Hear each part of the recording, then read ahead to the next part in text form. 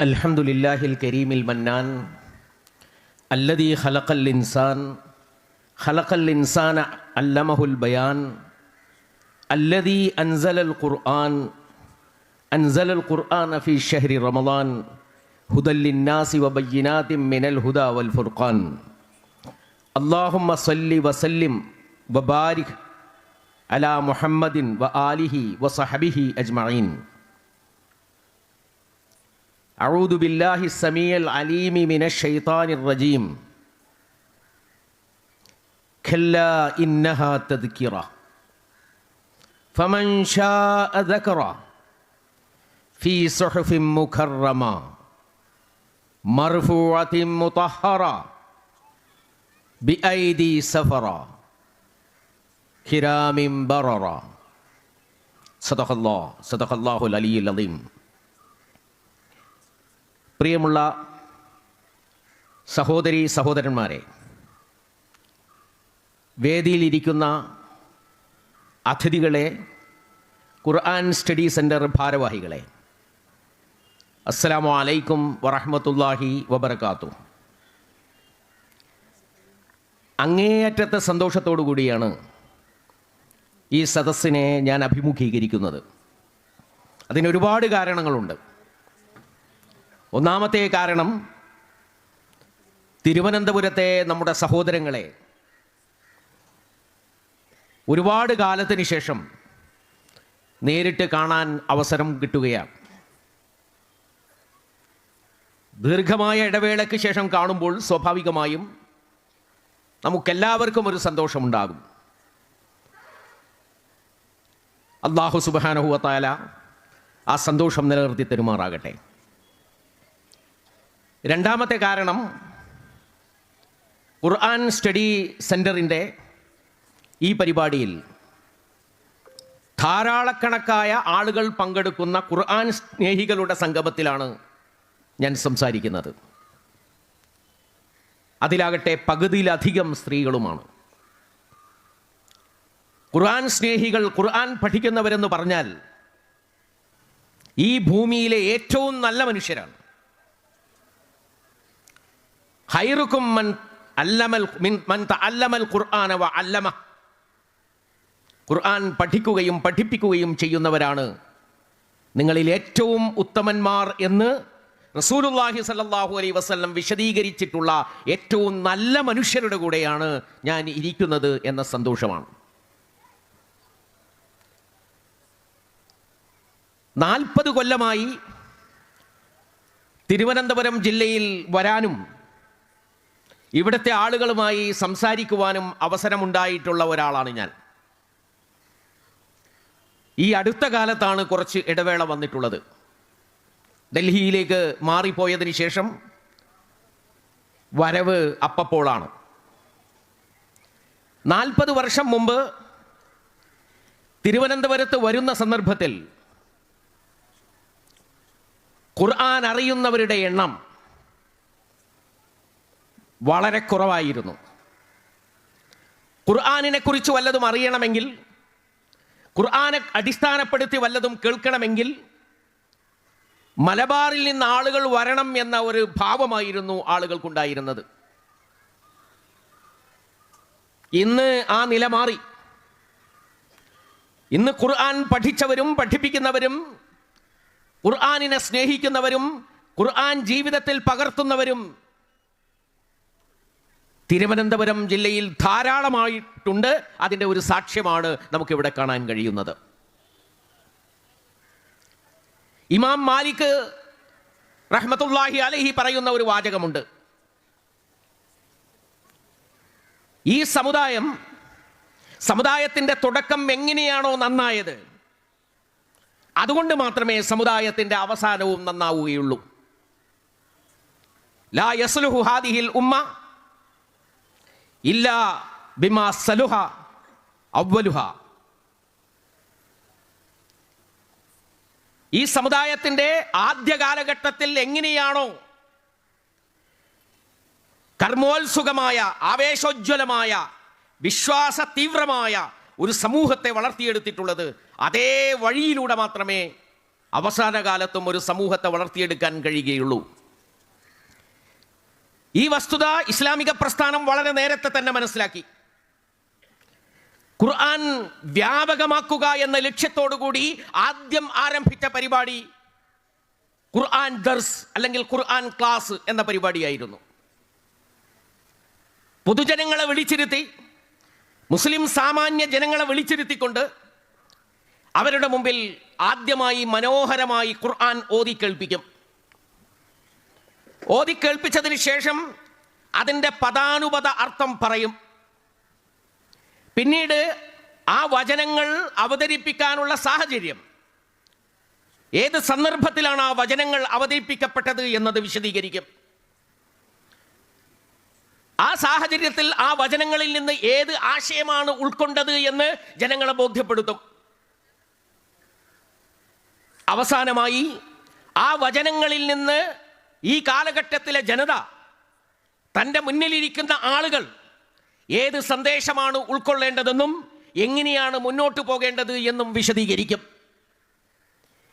ഇങ്ങനെയുള്ള മനോഹരമായ ഒരു പരിപാടി, അരമണിക്കൂറോ 40 മിനിറ്റോ നീണ്ടു നിൽക്കുന്ന പരിപാടിയെയാണ് അന്ന് ഖുർആൻ ക്ലാസ് അല്ലെങ്കിൽ ഖുർആൻ ദർസ് എന്ന് പറഞ്ഞിരുന്നത്. ഏതാണ്ട് 2-3 പതിറ്റാണ്ടുകൾ ഇടതടവില്ലാതെ ഈ പ്രവർത്തനം നടത്തിപ്പോന്നു. പക്ഷെ അപ്പോഴും ഖുർആൻ ആളുകൾ പഠിക്കാറുണ്ടായിരുന്നില്ല. ഖുർആനിൽ എന്താണ് പറഞ്ഞത് എന്ന് മനസ്സിലാക്കുകയും അതിനെ അനുധാവനം ചെയ്യാൻ താല്പര്യപ്പെടുകയുമായിരുന്നു ചെയ്തിരുന്നത്. അപ്പോൾ നമ്മൾ മനസ്സിലാക്കി, കുറച്ചുകൂടി ഒരു സ്റ്റെപ്പ് കൂടി മുന്നോട്ട് പോകേണ്ടതുണ്ട്. മറ്റുള്ളവർ പറയുന്നത് കേട്ടുകൊണ്ട് അല്ലെങ്കിൽ പരിഭാഷകൾ വായിച്ചുകൊണ്ട് മാത്രം ഖുർആനിക ആശയങ്ങൾ മനസ്സിലാക്കുകയും ഖുർആനിനെ കുറിച്ച് ചിന്തിക്കുകയും ചെയ്യുന്നതിന് പകരം സ്വയം ഖുർആൻ വായിക്കാനും വായിക്കുമ്പോൾ അതിൻ്റെ അർത്ഥം മനസ്സിലാക്കാനും അർത്ഥം മനസ്സിലാക്കുമ്പോൾ തന്നെ അതിൻ്റെ ആശയങ്ങളിലേക്ക് ഊളിയിട്ട് പോകാനും കഴിയുന്ന ഒരു കഴിവ് പഠിതാക്കളിൽ വളർത്തിയെടുക്കേണ്ടത് ആവശ്യമാണ്. അങ്ങനെയാണ് ഖുർആൻ സ്റ്റഡി സെന്റർ ആരംഭിച്ചത്.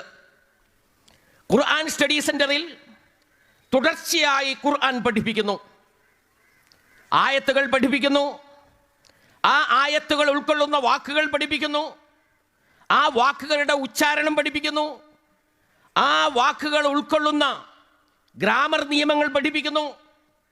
അങ്ങനെ പഠിച്ച ഭാഗവും പഠിപ്പിക്കപ്പെടാത്ത ഭാഗവും ഒരുപോലെ മനസ്സിലാക്കാൻ കഴിയുന്ന ഒരു കഴിവ്, ഒരു സ്കിൽ, ഒരു നോളജ്, ഒരു ഇൻസ്ട്രുമെന്റ് പഠിതാവിന് ലഭിക്കുന്നു. 10,000-കണക്കിന് ആളുകളാണ് ആ കോഴ്സുകൾ കഴിഞ്ഞ് മുന്നോട്ട് പോയത്. ഞാൻ വിചാരിക്കുന്നു ആ കോഴ്സ് കൊണ്ട് ഏറ്റവും കൂടുതൽ ഉപകാരമുണ്ടായിട്ടുള്ള ഒരു ജില്ല, ജനസംഖ്യാനുപാതികമായി, മുസ്ലിം ജനസംഖ്യാനുപാതികമായി ഏറ്റവും കൂടുതൽ ഉപകാരം ഉണ്ടായിട്ടുള്ള ഒരു ജില്ലയാണ് തിരുവനന്തപുരം ജില്ല എന്ന് പറയുന്നത്. ആ തിരുവനന്തപുരം ജില്ല ഖുർആൻ പഠിക്കുന്നവരെ മാത്രമല്ല സംഭാവന ചെയ്തത്, ഖുർആൻ പഠിപ്പിക്കുന്നവരെ സംഭാവന ചെയ്തിട്ടുണ്ട്. ഖുർആന്റെ വെളിച്ചത്തിൽ ജീവിതത്തിലെ പ്രശ്നങ്ങളെ നിർദ്ധാരണം ചെയ്യാനും അതിന് മറുപടി കണ്ടെത്താനും കഴിയുന്ന ആളുകളെ ഖുർആൻ സ്റ്റഡി സെന്റർ ഇവിടെ സംഭാവന ചെയ്തിട്ടുണ്ട്. ഞാൻ പറഞ്ഞത് ഈ ഒരു പരിപാടിയിൽ പങ്കെടുക്കുന്നത് കൊണ്ട് എനിക്ക് എത്രമാത്രം സന്തോഷമുണ്ട് എന്നാണ്. വളരെ വിജയഗാഥയാണ്, വലിയ വിജയഗാഥയാണ് യഥാർത്ഥത്തിൽ ഈ ഖുർആൻ സ്റ്റഡി സെന്റർ എന്നത്, പ്രത്യേകിച്ച് അത് തിരുവനന്തപുരം ജില്ലയിൽ. നോക്കൂ, നമ്മുടെ ജീവിതത്തിൻ്റെ ആധാരമാണ് ഖുർആൻ. നമ്മുടെ ജീവിതത്തിൻ്റെ ആധാരമാണ് ഖുർആൻ. നമ്മുടെ വ്യക്തി ജീവിതത്തിൻ്റെ ആധാരം, നമ്മുടെ കുടുംബ ജീവിതത്തിൻ്റെ ആധാരം, നമ്മുടെ സമുദായത്തിൻ്റെ ആധാരം, സമൂഹത്തിലുള്ള നമ്മുടെ പ്രതിനിധാനത്തിൻ്റെ ആധാരം, നമ്മുടെ സാമ്പത്തിക ജീവിതത്തിൻ്റെ ആധാരം, നമ്മുടെ സംസ്കാരത്തിൻ്റെ ആധാരം, നമ്മുടെ നാഗരികതയുടെ ആധാരം, എല്ലാറ്റിൻ്റെയും ആധാരമായി നിൽക്കുന്ന വേദഗ്രന്ഥമാണ് ഖുർആൻ. ആ ഖുർആനെ അല്ലാഹു സുബ്ഹാനഹു വ തആല എത്ര പവിത്രമാണ് ആയിട്ടാണ് സംരക്ഷിച്ചിട്ടുള്ളത്, എങ്ങനെയാണ് ഖുർആനെ അല്ലാഹു ഡീൽ ചെയ്തിട്ടുള്ളത് എന്ന് നമുക്ക് ഖുർആനിലൂടെ സഞ്ചരിക്കുമ്പോൾ കാണാൻ കഴിയും. ഫീ സുഹുഫിൻ മുകറമ. ആ ഖുർആൻ അല്ലാഹു സുബ്ഹാനഹു വ തആല സൂക്ഷിച്ചു വെച്ചിട്ടുള്ളത് ഫീ സുഹുഫിൻ മുകറമ, മാന്യമായിട്ടുള്ള ഏടുകളിലാണ്. മർഫൂഅത്തിൻ മുതഹറ, വളരെ പരിശുദ്ധമായ അത്യുന്നതമായ ഏടുകളിലാണ് അല്ലാഹു ഇത് സൂക്ഷിച്ചു വെച്ചിട്ടുള്ളത്. ലൗഹുൽ മഹ്ഫൂദിനെ കുറിച്ചാണ് പറയുന്നത്. ഫീ കിതാബിൻ മക്നൂൻ, അടച്ചു വെക്കപ്പെട്ട, ലാ യമസ്സഹു ഇല്ലൽ മുതഹ്ഹറൂൻ, വിശുദ്ധരായ ആളുകൾക്ക് മാത്രം സ്പർശിക്കാൻ കഴിയുന്ന, അല്ലാത്തവർക്ക് അടുക്കാൻ പോലും പറ്റാത്ത അതിവിശുദ്ധമായ അതിസുരക്ഷിതമായ ഒരിടത്തിലാണ് അല്ലാഹു സുബ്ഹാനഹു വ തആല അത് സൂക്ഷിച്ചു വെച്ചിരിക്കുന്നത് എന്ന് ഖുർആൻ നമുക്ക് പറഞ്ഞു തരികയാണ്. അവിടെ നിന്ന് ആ ലൗഹുൽ മഹ്ഫൂദിൽ നിന്ന് വിശുദ്ധ ഖുർആൻ കൊണ്ടുവരുന്നത് ആരാണ്? ആ വിശുദ്ധ ഖുർആൻ ഭൂമിയിലേക്ക് കൊണ്ടുവരുന്നത് അർ-റൂഹുൽ ഖുദ്സ്, റൂഹുൽ അമീൻ, വിശ്വസ്തനായ ആത്മാവ്, പരിശുദ്ധനായ ആത്മാവ് എന്ന് വിളിക്കപ്പെടുന്ന ജിബ്രീൽ അലൈഹിസ്സലാമാണ് കൊണ്ടുവരുന്നത്. തനസ്സലുൽ മലായികതു വർ-റൂഹ്, മലക്കുകളും ആ മലക്കുകൾക്ക് നേതൃത്വം നൽകിക്കൊണ്ട് അർ-റൂഹ് എന്ന മലക്ക്, ജിബ്രീൽ അലൈഹിസ്സലാം എന്ന മലക്ക് ആണത് കൊണ്ടുവരുന്നത്. ആ ജിബ്രീൽ അലൈഹിസ്സലാമിനെ കുറിച്ച് പറയുന്നത് ഷദീദുൽ ഖുവ, അതിശക്തനാണ് ആ മലക്ക് എന്നാണ്. മുതാഇൻ സമ്മ അമീൻ, ആകാശലോകത്ത് അനുസരിക്കപ്പെടുകയും വിശ്വസ്തനാക്കപ്പെടുകയും ചെയ്ത വിശ്വസ്തനായ ഒരു മലക്കാണ് ജിബ്രീൽ അലൈഹിസ്സലാം. ആ ജിബ്രീൽ അലൈഹിസ്സലാം മറ്റു മലക്കുകളുടെ അകമ്പടിയോടുകൂടിയാണ് ഈ ഖുർആൻ ഭൂമി ലോകത്തേക്ക് കൊണ്ടുവരുന്നത്. ആ കൊണ്ടുവരുന്ന രാത്രി എങ്ങനെയുള്ള രാത്രിയാണ്? ലൈലത്തുൽ മുബാറക, അനുഗ്രഹീതമായ രാത്രിയാണ്. ലൈലത്തുൽ ഖദർ, നിർണായകമായ രാത്രിയാണ്. ആ രാത്രിയിൽ വിശുദ്ധ ഖുർആൻ ഇറങ്ങിയതിനു ശേഷം മനുഷ്യ ജീവിതത്തിന്റെ ജയപരാജയങ്ങൾ അടിസ്ഥാനപ്പെട്ടു നിൽക്കുന്നത് ആ ഖുർആനുമായാണ്. ആ ഖുർആനുമായി ബന്ധപ്പെടുന്നവർ, അതിനെ അനുധാവനം ചെയ്യുന്നവർ വിജയത്തിന്റെ പാതയിലാണ്. ആ ഖുർആനിൽ നിന്ന് അകന്നു മാറുന്നവർ, അതിനെ അഗണ്യകോടിയിലേക്ക് തള്ളുന്നവർ, അതിനെ പരിഗണിക്കാതിരിക്കുന്നവർ, അവരുടെ പാത പിഴച്ചതാണ്. അവർ പോകുന്നത് നാശത്തിലേക്കാണ്. അപ്പൊ മനുഷ്യന്റെ വിജയപരാജയങ്ങളെ നിർണയിക്കുന്ന ലൈലത്തുൽ ഖദർ എന്ന രാത്രി, ആ രാത്രിയിലാണ് വിശുദ്ധ ഖുർആൻ വരുന്നത്. വിശുദ്ധ ഖുർആൻ ജിബ്രീൽ അലൈഹിസ്സലാം കൊണ്ടുവരുന്നത്. ഈ കൊണ്ടുവരുന്ന ആ രാത്രിയിൽ, രാത്രിയുടെ സുരക്ഷതയെക്കുറിച്ച് ഖുർആൻ പറയുന്നുണ്ട്. മലക്കുകൾ ഇതിന് അകമ്പടി സേവിക്കുന്നു എന്ന് മാത്രമല്ല, ആ മലക്കുകൾ ഇത് കൊണ്ടുവരുമ്പോൾ അതിനെന്തെങ്കിലും പ്രയാസങ്ങളുണ്ടെങ്കിൽ നിരീക്ഷിക്കുവാൻ വേണ്ടി സൈന്യ സമാനമായിട്ടുള്ള ഒരുക്കങ്ങളാണ് ആകാശലോകത്തുള്ളത്. അന്ന് ആകാശലോകത്തേക്ക് ആർക്കും ചെല്ലാൻ കഴിയുകയില്ല. ചെല്ലുകയാണെങ്കിൽ അഗ്നി കൊണ്ട് അവരെ നശിപ്പിക്കും. അതിനൊരുങ്ങി നിൽക്കുന്ന സന്നദ്ധ ഭടന്മാർ ഇരുപാർശ്വങ്ങളിലും നിന്നുകൊണ്ടാണ് ആകാശത്ത് നിന്ന് വിശുദ്ധ ഖുർആൻ ഇറങ്ങുന്നത്. ഇത് ഇറങ്ങിയിട്ട് എവിടെയാണ് എത്തുന്നത്? ഇത് ഇറങ്ങിയിട്ടെത്തുന്നത് റസൂലുള്ളാഹി സല്ലല്ലാഹു അലൈഹി വസല്ലം തങ്ങളുടെ കൽബിലേക്കാണ്. റസൂൽ സല്ലല്ലാഹു അലൈഹി വസല്ലമയുടെ കൽബിലേക്കാണ് ഇത് ഇറങ്ങിയെത്തുന്നത്. ആ കൽബ് വളരെ വിശുദ്ധമായിട്ടുള്ള ഒരു കൽബാണ്, വിശുദ്ധമായിട്ടുള്ള ഒരു ഹൃദയമാണ്. ലഭ്യമായിട്ടുള്ള ഒരു റിപ്പോർട്ട് ശരിയാണെങ്കിൽ ചെറുപ്പത്തിൽ തന്നെ മലക്കുകൾ വന്ന് കീറി മുറിച്ച് അതിൽ നിന്ന് ഒരു സാധനം എടുത്ത് പുറത്തു വെച്ച് വെള്ളത്തുണി കൊണ്ട് തുടച്ച്, സംസം വെള്ളം കൊണ്ട് കഴുകി വെള്ളത്തുണി കൊണ്ട് തുടച്ച് വെച്ചിട്ടുള്ള ഒരു ഹൃദയമാണത്. വിശുദ്ധമാക്കപ്പെട്ട ഒരു ഹൃദയമാണത്. ആ ഹൃദയത്തിലേക്കാണ് വരുന്നത്. ആ ഹൃദയം അത് സ്വീകരിക്കുകയാണ്. സ്വീകരിക്കുന്നത് വളരെ താല്പര്യത്തോടു കൂടി സ്വീകരിക്കുകയാണ്. സ്വീകരിക്കുന്ന സമയത്ത് റസൂലിന് സംശയമുണ്ടാവുകയാണ്, ഇത് മറന്നുപോകുമോ, ഇതിൽ നിന്ന് വാക്കുകൾ വിട്ടുപോകുമോ, അതിലുള്ളതല്ലാത്ത ഏതെങ്കിലും വാക്കുകൾ അതിൽ വന്നു ചേരുമോ? നബി ബേജാറാവുകയാണ്, വിഷമിക്കുകയാണ്. ജിബ്രീൽ അലൈഹിസ്സലാം ചൊല്ലിക്കൊടുക്കുന്ന സമയത്ത് റസൂൽ സല്ലല്ലാഹു അലൈഹി വസല്ലം ധൃതി പിടിച്ച് ഏറ്റുചൊല്ലുകയാണ്. ലാ തുഹർരിക് ബിഹി ലിസാനക ലിതഅജല ബിഹി ഇന്ന അലൈനാ ജംഅഹു വ ഖുർആന. വേണ്ട, അത്ര ധൃതിപ്പെടണ്ട. ഇത് നാം അറേഞ്ച് ചെയ്തൊരു സംവിധാനമാണ്. ഇതിൽ നിന്നൊരു വാക്ക് പോലും വിട്ടുപോകുകയില്ല. ഇതിലില്ലാത്ത ഒരു വാക്കും ഉള്ളിൽ ചെന്നു ചേരുകയില്ല. അതിന്റെ വിശുദ്ധിയോടുകൂടി താങ്കളുടെ ഹൃദയത്തിൽ അത് നിലനിൽക്കും എന്നിട്ട് റസൂലിന്റെ ഹൃദയത്തിൽ നിന്ന് പിന്നീട് എങ്ങോട്ടാണ് ഇത് നീങ്ങുന്നത്? റസൂലിന്റെ ഹൃദയത്തിൽ നിന്ന് പിന്നീട് ഇത് നീങ്ങുന്നത് സഹാബികളുടെ ഹൃദയത്തിലേക്കാണ്. ആയിരക്കണക്കിന് സഹാബികളുടെ ഹൃദയത്തിലേക്ക്, ഹൃദയത്തിൽ നിന്ന് ഹൃദയത്തിലേക്ക് ഒഴുകുന്ന ഒരു വചന വീഴ്ചയാണ് യഥാർത്ഥത്തിൽ ഖുർആൻ എന്ന് പറയുന്നത്. കാണാപ്പാഠം പഠിച്ചവർ റസൂലിനെ ചൊല്ലിക്കേൽപ്പിക്കുമായിരുന്നു. ഓലകളിലും ഇലകളിലും കല്ലുകളിലും എല്ലുകളിലും എഴുതി വെച്ചിരുന്ന ആളുകൾ അത് റസൂലുള്ളാഹി സ്വല്ലല്ലാഹു അലൈഹി വസല്ലമക്ക് ഒത്തു വായിച്ച് കൽപ്പിച്ചിരുന്നു. അങ്ങനെ ഒരു തരത്തിലുള്ള അബദ്ധത്തിനും സാധ്യതയില്ലാതെ ഹൃദയങ്ങളിൽ നിന്ന് ഹൃദയങ്ങളിലേക്ക് ഒഴുകി പരന്ന ഒരു ഗ്രന്ഥമാണ് ഖുർആൻ എന്ന് പറയുന്നത്. ആ ഖുർആൻ അല്ലാഹു പറയുന്നു, ഇന്നാ നഹ്നു നസ്സൽന ദിക്റ വ ഇന്നാ ലഹു ലഹാഫിളൂൻ. നാമാണ് ഖുർആൻ ഇറക്കിയത്, നമ്മൾ അതിനെ സുരക്ഷിതമായി നിലനിർത്തും. ഇഫ്ള് എന്ന വാക്കിന് രണ്ടർത്ഥമുണ്ട്. ഒന്ന് സുരക്ഷിതത്വം എന്ന അർത്ഥമാണ്, മറ്റൊന്ന് മനപ്പാഠമാക്കുക എന്ന അർത്ഥമാണ്. ഖുർആനിന്റെ സുരക്ഷിതത്വം മനപ്പാഠമാക്കലിലാണ്. ഖുർആനിന്റെ ഹിഫ്ളിലാണ്. ഖുർആനിന്റെ ഹിഫ്ളിലാണ്. ജനഹൃദയങ്ങളിലാണ് അത് ഉൾക്കൊള്ളേണ്ടത്.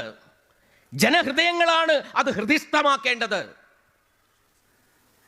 കല്ലും എല്ലും തോലും ഇലയും താളിയോല ഗ്രന്ഥങ്ങളും പ്രിന്റഡ് എഡിഷനും സിഡിയും കേസറ്റും സെർവറും നെറ്റും സൈബർ ലോകവും എല്ലാം വിനിമയത്തിന്റെ സാങ്കേതിക വിദ്യകളാണ്. ആ സാങ്കേതിക വിദ്യകളിലെല്ലാം ഖുർആനുണ്ട്, ഉണ്ടാകണം. പക്ഷേ ആ സാങ്കേതിക വിദ്യകളിൽ മാത്രമല്ല, മറിച്ച് നമ്മുടെ ഹൃദയങ്ങളിൽ ഖുർആൻ ഉണ്ടാകണം. ഖുർആൻ മനപ്പാഠമാക്കണം. അത് നമ്മുടെ ഒരു ബാധ്യതയാണ്. ആയിരക്കണക്കിന് പതിനായിരക്കണക്കിന് സഹാബികളാണ് മനപ്പാഠമാക്കിയത്. പിന്നീട് താബികളിൽ നിന്ന് താബികളിലേക്ക് അവരുടെ പിന്മറക്കാരിലേക്ക് തുടർന്നു വരുന്ന ഹിഫ്ളിന്റേതായ ഒരു ശൃംഖലയാണ്, ലോകാവസാനം വരെ നിലനിൽക്കുന്ന ഒരു ശൃംഖലയാണ് ഖുർആനിന്റെ ഒഴുക്ക് എന്ന് പറയുന്നത്. അതിലെ ഒരു കണ്ണി മാത്രമാണ് നാം. സലഫുകളിൽ നിന്ന് സ്വീകരിക്കുകയും ഖലഫുകളിലേക്ക് കൊടുക്കുകയും ചെയ്യുന്ന ഒരു കണ്ണി മാത്രമാണ് നാം.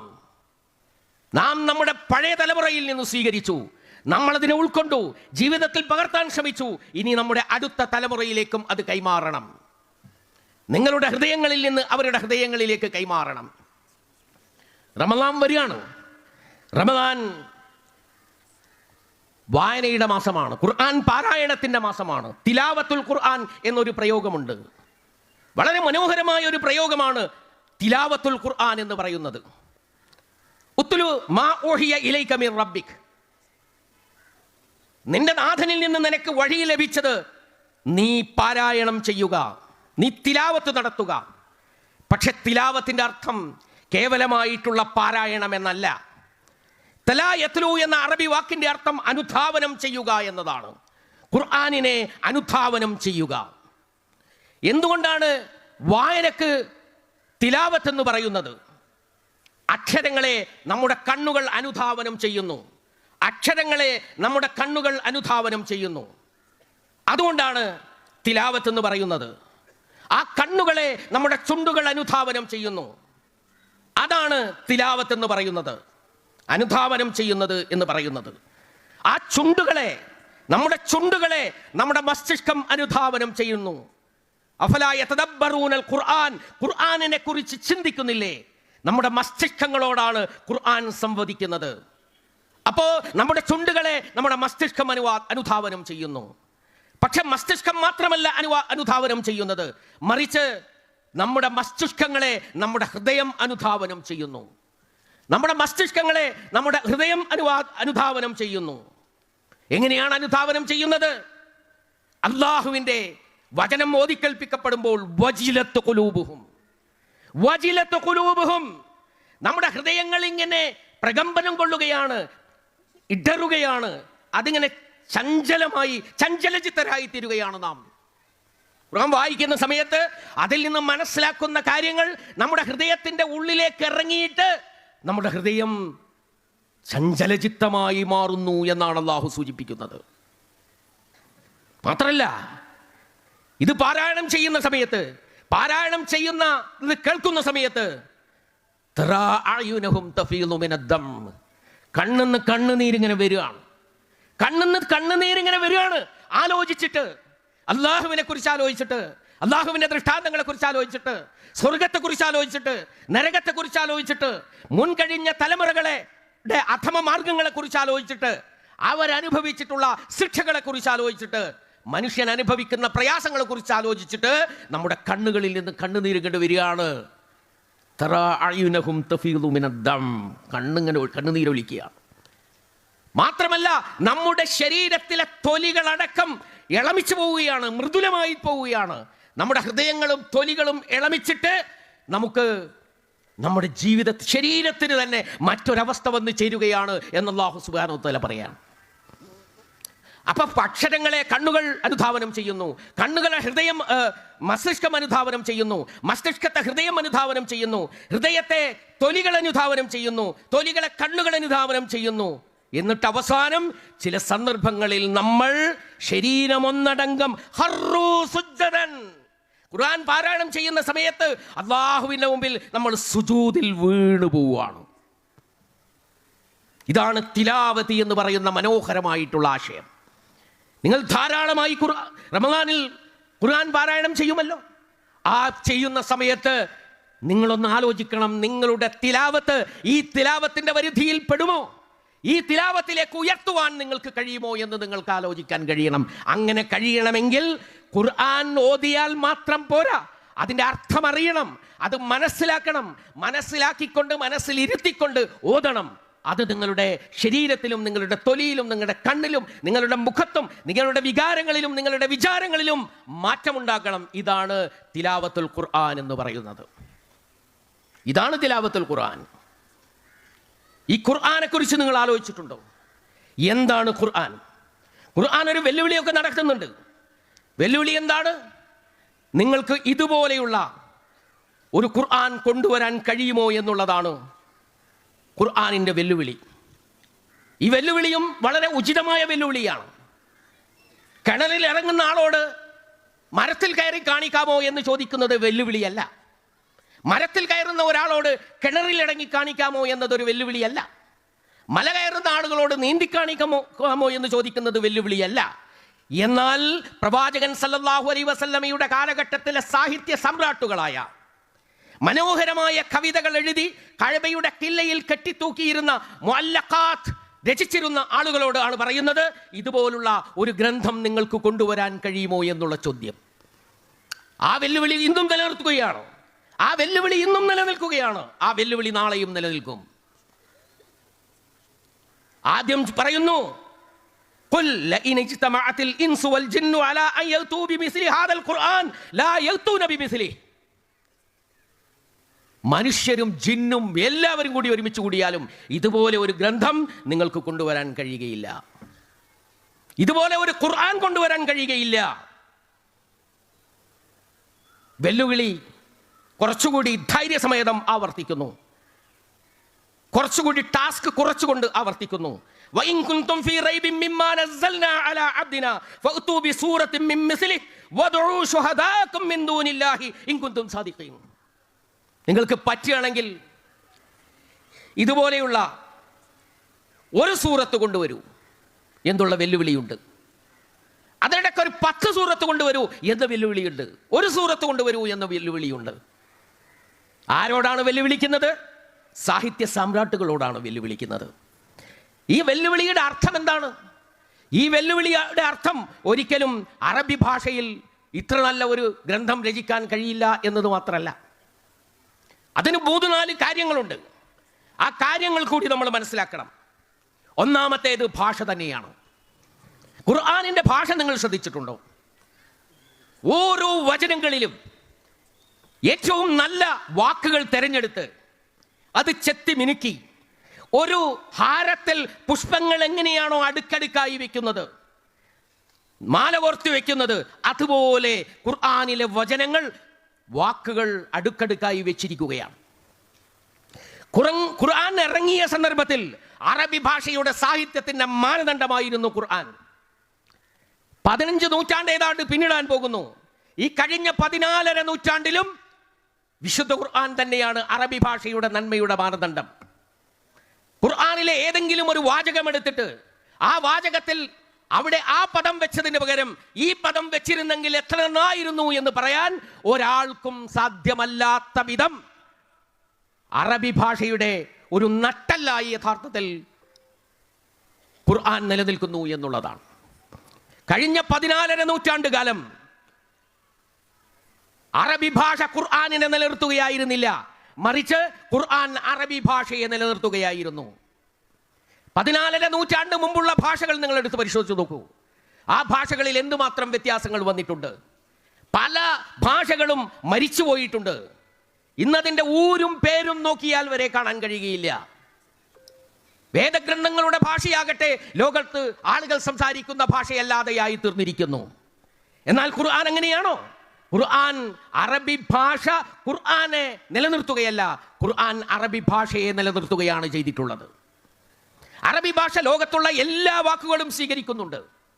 പേർഷ്യക്കാരുമായി ചേർന്നപ്പോൾ പേർഷ്യൻ ഭാഷയെ സ്വീകരിച്ചിട്ടുണ്ട്. റോമാക്കാരുമായി ചേർന്നപ്പോൾ റോമാക്കാരുടെ ഭാഷയിൽ നിന്ന് സ്വീകരിച്ചിട്ടുണ്ട്. ഇംഗ്ലീഷ് വികസിച്ചു വന്നപ്പോൾ ഇംഗ്ലീഷിൽ നിന്ന് വാക്കുകൾ സ്വീകരിച്ചിട്ടുണ്ട്. ഇപ്പോഴും ഇംഗ്ലീഷിൽ നിന്ന് വാക്കുകൾ സ്വീകരിച്ചുകൊണ്ടിരിക്കുന്നു. ഗൾഫ് പോയിട്ടുള്ള ആളുകൾക്കറിയാം, ഇംഗ്ലീഷിൽ നിന്ന് ഒരുപാട് വാക്കുകൾ സ്വീകരിച്ച് അവർ അറബിയാക്കി മാറ്റിയിരിക്കുന്നു. ഉദാഹരണം, പഞ്ചറായി, ടയർ പഞ്ചറായി എന്ന് പറയും. ഇംഗ്ലീഷ് വാക്കാണത്. പക്ഷേ അറബികൾ അതിന് ബൻഷറ എന്ന വാക്കാണ് ഉപയോഗിക്കുക. ബൻഷറ, ആ ഒരു വാക്ക് മാത്രമല്ല, ബൻഷറ യുബൻഷിറു തബൻസുരം ഫൗവ മുബൻഷിറുൻ എന്നൊക്കെ പറഞ്ഞിട്ട് അത് അങ്ങോട്ട് സർഫാക്കി കളയും. കാരണം ഒരു വാക്കിനെ സ്വീകരിച്ച് അറബിവൽക്കരിക്കുകയാണ്. അതായത് നാഗരികതയുടെ വികാസത്തിനനുസരിച്ച് അറബി ഭാഷ വികസിച്ചിട്ടുണ്ട്. പക്ഷേ അപ്പോഴും ഒരു കപ്പൽ നങ്കൂരമിട്ടാൽ എങ്ങനെയാണോ അതുപോലെ ഖുർആൻ ആ ഭാഷയുടെ നങ്കൂരമായി നിലനിൽക്കുകയാണ്. ആ ഭാഷയുടെ അതിൻ്റെ ഉള്ളിൽ നിന്ന് തെറ്റാൻ, ചക്കിൽ നിന്ന് തെറ്റാൻ ഖുർആൻ അനുവദിക്കുന്നില്ല എന്നുള്ളതാണ്. ഇത് മനോഹരമായ ഒരു കാഴ്ചപ്പാടാണ്. രണ്ടാമത് നിങ്ങൾ ആലോചിച്ച് നോക്കൂ, വിശുദ്ധ ഖുർആൻ എന്താണ് ചെയ്തത്? വിശുദ്ധ ഖുർആൻ റസൂലുള്ളാഹി സ്വല്ലല്ലാഹു അലൈഹി വസല്ലമയുടെ ഹൃദയത്തിൽ നിന്ന് 10,000 സഹാബികളുടെ ഹൃദയങ്ങളിലേക്ക് പ്രസരിപ്പിക്കുകയാണ് ചെയ്തത്. പക്ഷേ ആ പ്രസരണം അവരുടെ ഹൃദയങ്ങളിൽ മാത്രം നിന്നില്ല. അവരുടെ ചിന്താഗതിയെ മാറ്റി, അവരുടെ വികാരങ്ങളെ മാറ്റി, അവരുടെ ജീവിത രീതിയെ മാറ്റി, അവരുടെ പെരുമാറ്റ രീതിയെ മാറ്റി, അവരുടെ സംസ്കാരത്തെ മാറ്റി, അവരുടെ നാഗരികതയുടെ മാറ്റി, അവരുടെ രാഷ്ട്ര സംവിധാനങ്ങളെ മാറ്റി, രാഷ്ട്രസങ്കല്പങ്ങളെ മാറ്റി. അങ്ങനെ ഖുർആൻ ഹൃദയത്തിൽ ചെന്ന് ഒരു മനുഷ്യകുലത്തെ സൃഷ്ടിച്ചു. മുസ്ലിങ്ങൾ എന്ന ഒരു മനുഷ്യകുലത്തെ സൃഷ്ടിച്ചു. ഒട്ടകത്തിന്റെ കടിഞ്ഞാൻ പിടിച്ച് കീഴ്പോട്ട് മാത്രം നോക്കി നടന്നിരുന്ന ഒരു ജനവിഭാഗം. അവനോട് പറയാണ്, അഫലാ യൻദുറൂന ഇലൽ ഇബ്ലി കൈഫ ഖുലിഖത് വഇലസ് സമാഇ കൈഫ റുഫിഅത് വഇലൽ ജിബാലി കൈഫ നുസിബത് വഇലൽ അർളി കൈഫ സുതിഹത്. നോക്കുന്നില്ലടാ, അതിന്റെ മുതുകത്ത് ഇരുന്ന് ഇങ്ങനെ പോയാൽ മതിയോ? അതെങ്ങനെയാണ് സൃഷ്ടിച്ചത് എന്ന് നോക്കുന്നില്ലേ? അതിന്റെ സവിശേഷതകൾ എന്തെന്ന് നോക്കുന്നില്ലേ? അള്ളാഹു എങ്ങനെയാണ് ഈ രൂപം അതിന് നൽകിയത് എന്ന് ചിന്തിക്കുന്നില്ലേ? എന്തിനാണ് നൽകിയത് എന്ന് ചിന്തിക്കുന്നില്ലേ? ആകാശത്തെ നോക്കുന്നില്ലേ? എങ്ങനെയാണ് അത് അവിടെ കാണപ്പെടുന്നത്? പർവ്വതത്തിലേക്ക് നോക്കുന്നില്ലേ? അത് നാട്ടപ്പെട്ടതുപോലെ നിൽക്കുന്നുണ്ടല്ലോ, അതെങ്ങനെയാണ്? ഭൂമിയിലേക്ക് നോക്കുന്നില്ലേ? അതിങ്ങനെ പരന്നതായി കാണപ്പെടുന്നുണ്ടല്ലോ, അതെങ്ങനെയാണ്? ചിന്തിക്കൂ, ആലോചിക്കൂ. അഫലാ തഅഖിലൂൻ അഫലാ തശ്ഉറൂൻ അഫലാ തഅലമൂൻ അഫലാ തതബക്കറൂൻ അഫലാ തതദബ്ബറൂൻ. നിങ്ങൾ ആലോചിക്കുന്നില്ലേ? നിങ്ങൾക്ക് ചിന്തയില്ലേ? നിങ്ങൾക്ക് മൂളയില്ലേ? എന്താണോ പരിചിതനം ചെയ്താൽ എന്ന് പറഞ്ഞ് ഈ ഗ്രാമീണനായ അറബിയുടെ തലമണ്ട കടിച്ച് പ്രകോപിച്ച് പ്രൊവോക്കേറ്റ് ചെയ്ത് അവനെ ഉണർത്തി വളർത്തി ഒരു നാഗരികതയുടെയും സംസ്കാരത്തിൻ്റെയും ഉടമയാക്കി മാറ്റുന്നു. ഇതാണ് ഖുർആന്റെ സ്വാധീനം. അതുകൊണ്ടാണ് മൈക്കിൾ എച്ച് ഹാർട്ട് എന്ന് പറയുന്ന ചരിത്രകാരൻ, ചരിത്രത്തെ കുറിച്ച് പഠിച്ചയാൾ, ലോകത്തെ ഏറ്റവും സ്വാധീനം ചെലുത്തിയ വ്യക്തി ആര് എന്ന ചോദ്യത്തിന് പ്രവാചകൻ എന്ന മറുപടി പറഞ്ഞത്. പ്രവാചകൻ സല്ലല്ലാഹു അലൈഹി വസല്ലം ഖുർആൻ എന്ന ഈ ടൂൾ ഉപയോഗിച്ചുകൊണ്ട് എങ്ങനെയാണ് സംസ്കാരങ്ങളെ മാറ്റിയത്, നാഗരികതകളെ മാറ്റിയത്, മനുഷ്യകുലത്തെ തന്നെ അബദ്ധസഞ്ചാരം നടത്തുന്ന മനുഷ്യ നദിയെ തടഞ്ഞു നിർത്തി ശരിയായ പന്ഥാവിലേക്ക് തിരിച്ചുവിട്ടത് എങ്ങനെയെന്ന് പ്രവാചകനെ കൊണ്ടുപിടിക്കണം. പ്രവാചകനാണ് യഥാർത്ഥത്തിൽ വിശുദ്ധ ഖുർആൻ പ്രാക്ടീസ് ചെയ്ത് കാണിച്ചു കൊടുത്ത ആൾ. പ്രവാചകന്റെ വ്യക്തിജീവിതം, പ്രവാചകൻ സല്ലല്ലാഹു അലൈഹി വസല്ലമയുടെ സാമൂഹ്യ ജീവിതം, കുടുംബ ജീവിതം ഖുർആനായിരുന്നു. സിംപ്ലി, വളരെ ലളിതമായി ആളുകൾ ചോദിച്ചു, റസൂലിന്റെ സ്വഭാവം എങ്ങനെയുണ്ടായിരുന്നു? അതിനുള്ള മറുപടി കാന ഖുലുഖുഹു ഖുർആൻ, അദ്ദേഹത്തിൻ്റെ സ്വഭാവം ഖുർആനായിരുന്നു. വേറെ നരേറ്റീവ് ഒന്നും ആവശ്യമില്ല, വേറെ ഡിസ്ക്രിപ്ഷൻ ഒന്നും കൊടുക്കേണ്ട കാര്യമില്ല. വളരെ വിശദമായി ഖുർആനിലുണ്ട്. ഖുർആനിന്റെ പ്രാക്ടിക്കലി നിങ്ങൾ തിയറിക്കലി നോക്കൂ, അതിൻ്റെ പ്രാക്ടീസാണ് റസൂലുള്ളാഹി സ്വല്ലല്ലാഹു അലൈഹി വസല്ലം. ആ റസൂൽ സ്വല്ലല്ലാഹു അലൈഹി വസല്ലം ചരിത്രത്തെ ഏറ്റവും സ്വാധീനം ചെലുത്തിയ വ്യക്തിയായി മാറുന്നത് ഈ ഖുർആൻ ഉപയോഗിച്ചുകൊണ്ടാണ് എന്ന് നമ്മൾ മനസ്സിലാക്കണം. ഇങ്ങനെയൊരു ഗ്രന്ഥം ഈ ഭൂമിയിൽ എവിടെയാണുള്ളത്? ഇനി വിശുദ്ധ ഖുർആനിന്റെ വിഷയ സമുച്ചയത്തെ നിങ്ങളെടുത്ത് പരിശോധിച്ച് നോക്കൂ. എന്തൊക്കെയാ ഖുർആനിൽ പറയുന്നത്? ഈ പ്രപഞ്ചത്തെക്കുറിച്ച്, പ്രപഞ്ചത്തിൻ്റെ ഉൽപ്പത്തിയെക്കുറിച്ച്, പ്രപഞ്ചത്തിൻ്റെ വളർച്ചയെക്കുറിച്ച്, ആകാശങ്ങളെക്കുറിച്ച്, ഭൂമിയെക്കുറിച്ച്, നക്ഷത്രങ്ങളെക്കുറിച്ച്, മഴയെക്കുറിച്ച്, വെയിലിനെക്കുറിച്ച് ഒക്കെ പറയുന്നുണ്ട്. ജന്തുജാലങ്ങളെക്കുറിച്ച് പറയുന്നുണ്ട്, മനുഷ്യനെക്കുറിച്ച് പറയുന്നുണ്ട്. മനുഷ്യൻ ആദ്യം എങ്ങനെയായിരുന്നു എന്നതിനെക്കുറിച്ച്, എങ്ങനെയാണ് ഭൂമിയിലേക്ക് വന്നത് എന്നതിനെക്കുറിച്ച്, കുടുംബമായി അവനെങ്ങനെ ജീവിച്ചു എന്നതിനെക്കുറിച്ച്, അവനിൽ എങ്ങനെ നാഗരികത വളർന്നു എന്നതിനെക്കുറിച്ച്, എങ്ങനെ സംസ്കാരം വളർന്നു എന്നതിനെക്കുറിച്ച്, കഴിഞ്ഞുപോയ സംസ്കാരങ്ങളുടെ ഉത്ഥാന പതനങ്ങളെക്കുറിച്ച്, ഉത്ഥാനങ്ങളുടെ കാരണങ്ങളെക്കുറിച്ച്, പതനങ്ങളുടെ കാരണങ്ങളെക്കുറിച്ച്, ഇനിയുള്ള സംസ്കാരങ്ങൾ തകരാതിരിക്കണമെങ്കിൽ എന്ത് ചെയ്യണമെന്നതിനെക്കുറിച്ച്, ഇനി ഈ ഭൂമിയും ലോകവും എങ്ങോട്ട് പോകുമെന്നതിനെക്കുറിച്ച്, ലോകാവസാനത്തെക്കുറിച്ച്, ലോകാവസാനത്തിന് ശേഷമുള്ള ലോകത്തെക്കുറിച്ച് അതിൽ പറയുന്നുണ്ട്. ഓരോ മനുഷ്യനെക്കുറിച്ച്, അവൻ്റെ ഉത്ഭവത്തെക്കുറിച്ച്, അവൻ്റെ വളർച്ചയെക്കുറിച്ച്, അവൻ്റെ ശൈശവത്തെക്കുറിച്ച്, കൗമാരത്തെക്കുറിച്ച്, യുവത്വത്തെക്കുറിച്ച്, വാർദ്ധക്യത്തെക്കുറിച്ച്, വാർദ്ധക്യത്തിന് ശേഷം വീണ്ടും കുട്ടിത്തം തിരിച്ചു വരുന്നതിനെക്കുറിച്ച്, അവൻ്റെ നന്മയെക്കുറിച്ച്, തിന്മയെക്കുറിച്ച്, വിചാരണയെക്കുറിച്ച്, സ്വർഗത്തെക്കുറിച്ച്, നരകത്തെക്കുറിച്ച് എല്ലാം പറയുന്നുണ്ട്. അങ്ങനെ കലാ, സംസ്കാരം, ജീവിത രീതി, രാഷ്ട്രീയം, കവിത, കഥ തുടങ്ങി എല്ലാ വിഷയങ്ങളെക്കുറിച്ചുമുള്ള പരാമർശം കാണാൻ കഴിയും. ആ പരാമർശമാകട്ടെ ക്രമാനുഗതികത്വത്തോടുകൂടി എന്ന് നമുക്ക് തോന്നാവുന്ന രൂപത്തിലല്ല പറയുന്നത്. അതിനൊരു താളമുണ്ട്, ആ താളത്തിനനുസരിച്ചാണ് പറയുന്നത്. അതാണ്, അതിൻ്റെതായ ഒരു ക്രമമുണ്ട്, സുന്ദരമായിട്ടുള്ള ഒരു ക്രമം. ആകാശത്തെക്കുറിച്ച് പറഞ്ഞുകൊണ്ട് തന്നെ ഭൂമിയെക്കുറിച്ച് സംസാരിക്കാം, ഭൂമിയെക്കുറിച്ച് പറഞ്ഞുകൊണ്ട് തന്നെ അതിലുള്ള സസ്യലതാദികളെക്കുറിച്ച് സംസാരിക്കാം, സസ്യലതാദികളെക്കുറിച്ച് സംസാരിച്ചു കൊണ്ടിരിക്കുമ്പോൾ തന്നെ ഏകനായ പടച്ചവനെക്കുറിച്ച് പറയാം, പടച്ചവനെക്കുറിച്ച് പറഞ്ഞതോടൊപ്പം തന്നെ സ്വർഗത്തെക്കുറിച്ച് പറയാം. അങ്ങനെ ഒഴുകി പരന്നു പോകുന്ന, നമ്മുടെ ഹൃദയത്തിൻ്റെ സഞ്ചാരം പോലെ സഞ്ചരിച്ച് നീങ്ങുന്ന ഒരു വിശുദ്ധ ഖുർആനെ നമുക്ക് കാണാൻ കഴിയും. ഈ വിഷയ വൈവിധ്യങ്ങളുള്ളതോടൊപ്പം തന്നെ ആ വിഷയങ്ങളെ മുഴുവൻ കൂട്ടിക്കെട്ടുന്ന ഒരു ചരട് പോലെ, അനന്തർധാര പോലെ ഒരാശയം ഉള്ളിലൂടെ പോകുന്നതായി കാണാൻ കഴിയും. ഖുർആൻ സംസാരിക്കുന്നത് മനുഷ്യനോടാണ്, ഖുർആൻ സംസാരിക്കുന്നത് മനുഷ്യനെ കുറിച്ചാണ്, ആ മനുഷ്യൻ കാണുന്ന പ്രപഞ്ചത്തെക്കുറിച്ചാണ്, ആ മനുഷ്യനെ സൃഷ്ടിച്ച അല്ലാഹുവിനെ കുറിച്ചാണ്, ആ മനുഷ്യൻ പോകേണ്ട സ്വർഗത്തെക്കുറിച്ചാണ്, ആ മനുഷ്യൻ പോകേണ്ട നരകത്തെക്കുറിച്ചാണ്. ഖുർആൻ മനുഷ്യനെ കുറിച്ച് സംസാരിക്കുന്നു, ഖുർആൻ മനുഷ്യനോട് സംസാരിക്കുന്നു, ഖുർആൻ മനുഷ്യനെ ഉയർത്തിക്കൊണ്ടുവരാൻ വേണ്ടി സംസാരിക്കുന്നു. പക്ഷേ ഓരോ സംസാരത്തിലും ഈ അന്തർധാര നമുക്ക് കാണാൻ കഴിയുന്നു എന്നുള്ളതാണ്. വിശുദ്ധ ഖുർആൻ ഒരു ഗ്രന്ഥമാണെന്ന് നിങ്ങൾ കരുതുക. ആ ഗ്രന്ഥവുമായി നിങ്ങൾ ഒരു ലൈബ്രറിയിൽ ചെല്ലുന്നു. നിങ്ങൾ ലൈബ്രറിയിലെ ഏത് അലമാറയിലാണ് ഇതിന് വെക്കുക? നിങ്ങൾക്ക് തോന്നും ചരിത്രത്തിൻ്റെ അലമാറയിൽ വെക്കണം, സാമൂഹ്യ ശാസ്ത്രത്തിൻ്റെ അലമാറയിൽ വെക്കണം, സാമ്പത്തിക ശാസ്ത്രത്തിൻ്റെ അലമാറയിൽ വെക്കണം, ഇതിനെ ഭൗതിക ശാസ്ത്രത്തിൻ്റെ അലമാറയിൽ വെക്കണം, ജീവശാസ്ത്രത്തിൻ്റെ അലമാറയിൽ വെക്കണം. എല്ലാ അലമാറയിലും വെക്കാൻ പറ്റുന്ന ഒരു ഗ്രന്ഥമാണ് ഖുർആൻ. കാരണം അതിൻ്റെയൊക്കെ ആശയങ്ങൾ ഇതിൽ ഉൾക്കൊള്ളുന്നുണ്ട്. എന്നാൽ ഏതെങ്കിലും ഒരു അലമാറയിൽ വഴങ്ങുന്നതല്ല. ലൈബ്രറി സയൻസിൻ്റെ കാറ്റഗറിയിൽ, ക്ലാസിഫിക്കേഷനിൽ, ഓരോ ക്ലാസിഫിക്കേഷനിലും ഒരു കാറ്റഗറിയിലും ഒതുങ്ങുന്നതല്ല യഥാർത്ഥത്തിൽ വിശുദ്ധ ഖുർആൻ എന്ന് പറയുന്നത്. ഇത്രമാത്രം വൈവിധ്യപൂർണമായ ആശയ സമുച്ചയമുള്ള ഒരു ഗ്രന്ഥം ഏതാണുള്ളത് എന്നാണ് ഖുർആൻ ചോദിക്കുന്നത്. വിശുദ്ധ ഖുർആൻ ഒരു ദിവസം കൊണ്ട് ഇറങ്ങിയതല്ല. മക്കയിൽ വന്നിട്ട് മാനവികമായ ചില മൂല്യങ്ങൾ സമർപ്പിക്കുന്നു, ദീർഘമായത് സമർപ്പിച്ചു കൊണ്ടിരിക്കുന്നു. അതിലേക്ക് ആളുകൾ വരുന്നു, ആളുകൾ വരുന്നതിനനുസരിച്ച് അതിങ്ങനെ വികസിച്ചു വരുന്നു. മദീനയിൽ ചെന്നതിന് ശേഷം ഒരു സാമൂഹ്യ ഘടന പുനഃസ്ഥാപിക്കുന്നു. 10 കൊല്ലം അവിടെയും അതെങ്ങനെ വികസിച്ചു വരുന്നു. ആദ്യം തത്വങ്ങൾ, പിന്നെ പ്രയോഗം.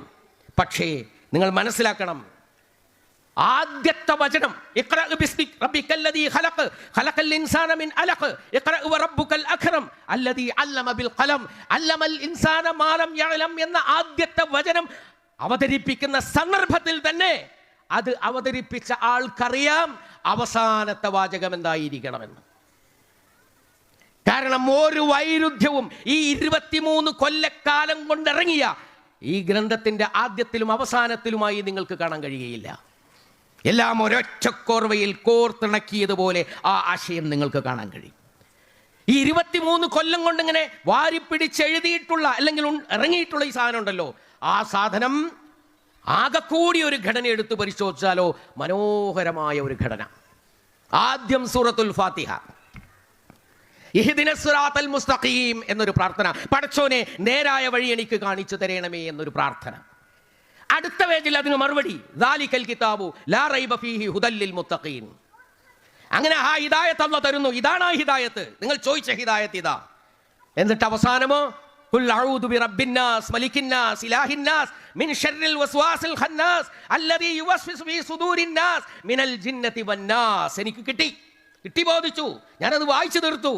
ഇനി എന്നെ തടസ്സപ്പെടുത്താൻ വരുന്ന, ഇതിനനുസരിച്ച് ജീവിക്കുന്നതിൽ നിന്ന് എന്നെ തടയാൻ വരുന്ന ഒരുപാട് പിശാചുക്കൾ ഉണ്ടാകും, ജിന്നുകളിൽ നിന്നും ഇൻസുകളിൽ നിന്നും. പടച്ചോനെ അതിൽ നിന്ന് രക്ഷ തേടണം എന്നവസാനിക്കുന്ന മനോഹരമായ ഒരു ഗ്രന്ഥരൂപമായി നമ്മുടെ മുമ്പാകെ വരികയാണ് ചെയ്യുന്നത്.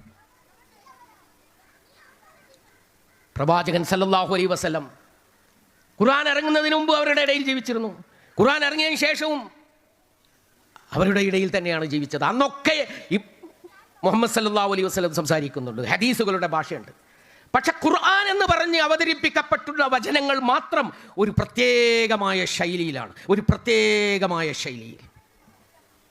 എന്ത് മനോഹരമായ വചനങ്ങൾ! നബിയുടെ ഹദീസിലൊന്നും അങ്ങനെയുള്ള മനോഹരമായ ശൈലിയില്ലല്ലോ. ആശയങ്ങളുണ്ട്, ശൈലിയുണ്ട്. പക്ഷെ ഖുർആന്റെ ശൈലി വേറെ, ഹദീസിന്റെ ശൈലി വേറെയൊന്നും. ഒരൊറ്റ മനുഷ്യന്റെ നാവിൽ നിന്ന് 2 ചാനലുകൾ ഒഴുകുകയാണ്.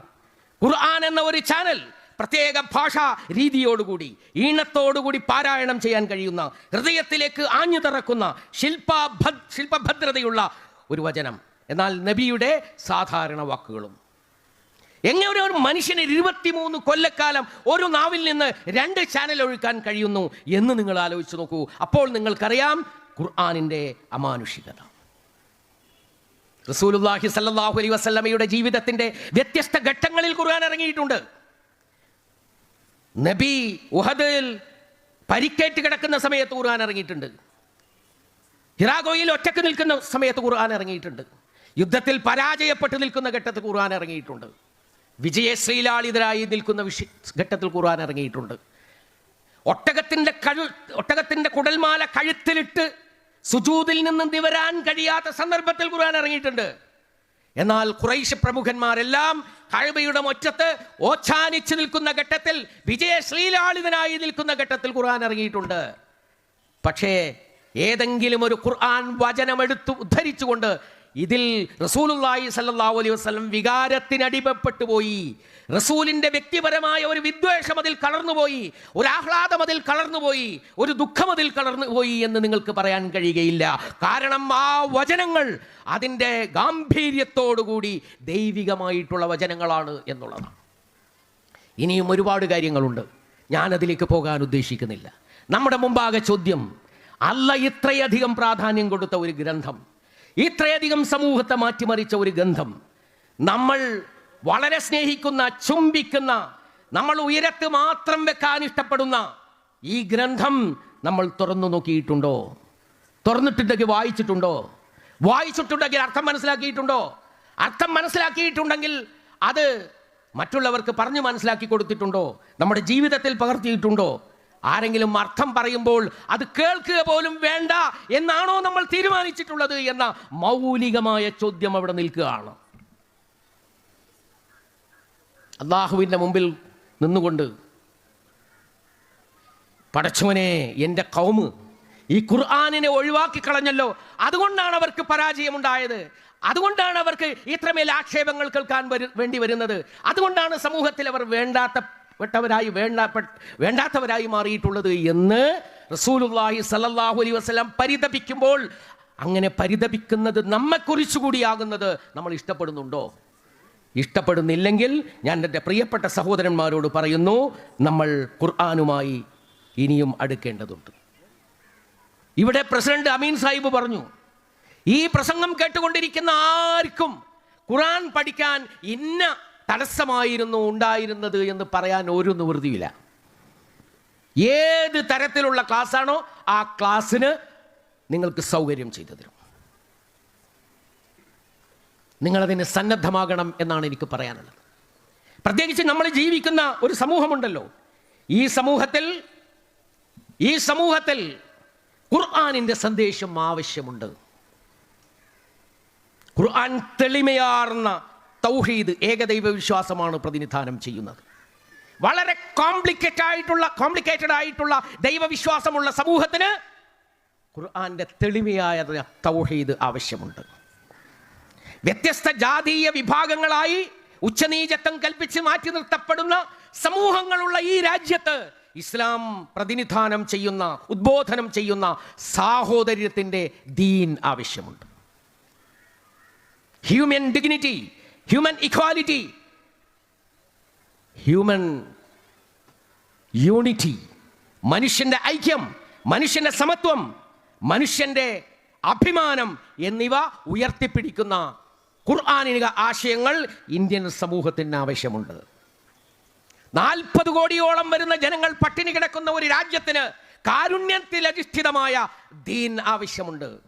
പലിശരഹിതമായ ഒരു സാമ്പത്തിക ഘടന പ്രദാനം ചെയ്യുന്ന, സക്കാത്തിന്റെ ഉജ്ജ്വലമായ സാമൂഹ്യ ഘടന പ്രതിനിധാനം ചെയ്യുന്ന ഒരു സാമ്പത്തിക വ്യവസ്ഥ, ഒരു സാമൂഹ്യ വ്യവസ്ഥ ഈ രാജ്യത്തിന് ആവശ്യമുണ്ട്.